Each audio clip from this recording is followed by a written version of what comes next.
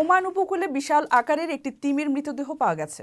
বারকা প্রদেশের আল সুয়াদি এলাকার সংলগ্ন সাগর তীরে তিমির মরদেহটি উদ্ধার করা হয়। এটি দৈর্ঘ্য 15 মিটার বা 49 ফুটেরও বেশি। দেশটির পরিবেশ বিষয়ক কর্তৃপক্ষ জানিয়েছে, প্রাকৃতিক কোনো কারণে এটির মৃত্যু হয়ে থাকতে পারে বলে তারা ধারণা করছেন। আরও বিস্তারিত জানার জন্য সংগৃহীত নমুনা সুলতান কাবুস ইউনিভার্সিটির ল্যাবে নিয়ে পরীক্ষা নিরীক্ষা করা হচ্ছে। এর আগে তিমিটি উদ্ধার করা হলে দৃশ্যটি দেখতে ঘটনাস্থলে মানুষের ঢল নামে। যদিও বিশেষজ্ঞ টিমকে নির্বিঘ্নে কাজ করতে দিতে সাধারণ মানুষকে এর কাছাকাছি যেতে দেওয়া হয়নি। পরে প্রয়োজনীয় স্যাম্পল সংগ্রহ শেষ হলে প্রশাসনের সহযোগিতায় সেটিকে মাটির চাপা দেওয়া হয়।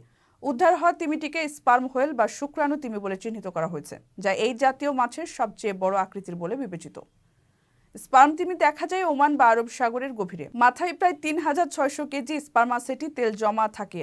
এই বিপুল পরিমাণ তেলের উৎস হলো তাদের প্রধান খাদ্য স্কুইড। সারাদিন সমুদ্রের উপরে স্তরে থাকলেও খাবারের সময় তারা সমুদ্র গভীরে 2 থেকে 3 কিলোমিটার নিচ পর্যন্ত ঘুরে আসে।